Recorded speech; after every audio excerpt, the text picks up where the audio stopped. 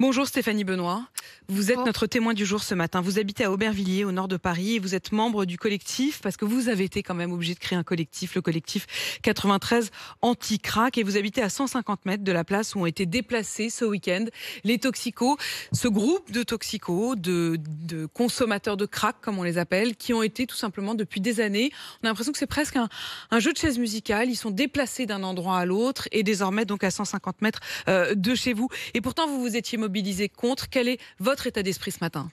On a un vrai sentiment de trahison en fait, et aussi bien à Aubervilliers que Pantin, parce que c'est le 93 qui au final réunit dans toute notre action. Un vrai sentiment de trahison dans le sens où on avait initié une pétition courant de l'été, donc 30 juin, lors de la première prise de parole de Monsieur Lallemand, qui avait signifié effectivement Le préfet Lallemand, le préfet de police. Qui avait envisagé le déplacement des toxicomanes sur la place Auguste Baron. Donc la pétition avait récolté plus de 1400 signatures.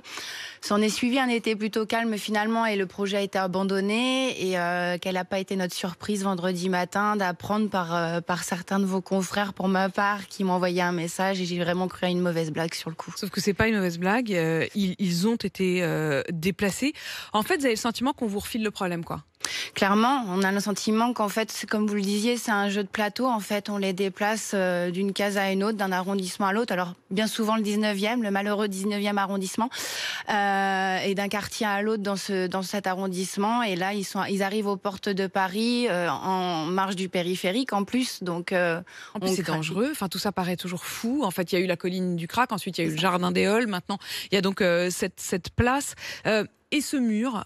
Alors, on aimerait bien comprendre ce mur que, dans le week-end, tout le monde a commencé à qualifier de mur de la honte. Ce mur, c'est-à-dire en fait un tunnel, expliquez-nous, qui est un passage en fait sous le périphérique pour passer donc de la Seine-Saint-Denis à Paris, qui a été littéralement muré. C'est des images qui font froid dans le dos. Ouais, alors un mur qui a été muré de part et d'autre. Pour la petite histoire, jeudi soir, je suis passée, j'ai un chien, je me promène avec et je fais ce tour justement. Et bon nombre de Pantinois, parce qu'il est vraiment côté Pantin, ce mur pour le coup. Bon nombre de Pantinois l'utilisent pour se raccourcir ce tunnel. Voilà, utiliser ce tunnel pour raccourcir leur trajet et se diriger vers le métro et aller à leur travail, se rendre à leur domicile, peu importe. Et quelle n'était pas notre surprise non plus de voir ce mur édifié en 4 heures à peu près. Oui, c'est ça. On a vraiment l'impression que ça s'est fait en catimini. En catimini, puis d'une rapidité, comme quoi effectivement le gouvernement il est capable de prendre des décisions rapides et de mettre en application ces décisions très rapidement. Donc ce mur, en fait, l'idée c'est que les toxicomanes ne puissent pas passer donc de l'extrême limite de Paris, puisqu'ils sont le long du périphérique intérieur, côté Paris, vers vos quartiers à vous. Alors, ce qui est complètement faux, parce qu'au final, la place Auguste Baron est complètement ouverte sur notre quartier. Encore heureux, on peut encore accéder sur Paris. Néanmoins, je pense que c'était ni plus ni moins, en fait, pour les empêcher de s'abriter. Alors, si c'est ça, c'est encore plus inhumain. Je veux pas y croire, mais malheureusement, tout nous laisse penser que c'est ça.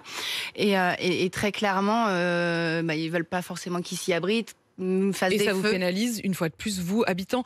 Stéphanie, en fait, ce problème qu'on déplace donc d'un endroit à l'autre et qui va désormais devenir votre problème, puisque vous êtes à 150 mètres de là, quelle est, à vos yeux, la solution? Vous vous êtes organisé, mais on a vraiment l'impression que à chaque quartier, il y a une organisation, il y a des manifestations, il y a des pétitions, comme vous le dites. Qu'est-ce qui vous reste comme recours? Là, aujourd'hui, en fait, tous les collectifs, on s'est rassemblés. Donc, on a créé un groupe où on a rassemblé énormément de collectifs parisiens et de Seine-Saint-Denis qui visent justement à lutter contre ce problème de crack que l'on rencontre essentiellement dans le nord-est de Paris. On se réunit tous ensemble. On essaie de monter une structure un peu plus solide pour pouvoir envisager un dépôt de plainte contre l'État. Un dépôt de plainte contre l'État. Oui, parce que clairement, il y a mise en danger de la vie d'autrui, et non-assistance à personne en danger. Ces individus que j'ai rencontrés hier, j'ai rencontré l'un d'entre eux, Sidou. Il m'a profondément touchée, et ça reste des êtres humains et ils n'ont pas... Qu'est-ce qu'il vous a raconté? Sidou, il a 55 ans. Il est tombé dans le crack il y a quelques années. C'est un ancien commerçant. Il m'a dit qu'il travaille dans les pompes à chaleur. Et en fait, je l'ai rencontré parce qu'une de mes voisines était interviewée par un de vos confrères Europe 1. Et il se trouve que Il a voulu s'en approcher et donc elles essayaient de finaliser leur interview.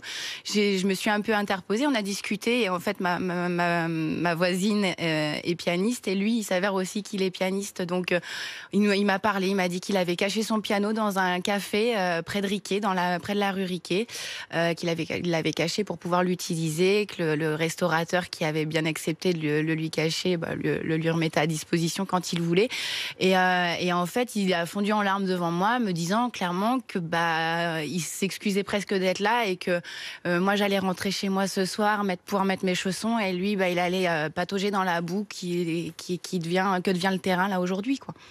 C'est ça aussi, la vie de. En fait, on parle des toxicos, on ne sait on ne sait rarement qui sont ces vies. Ouais.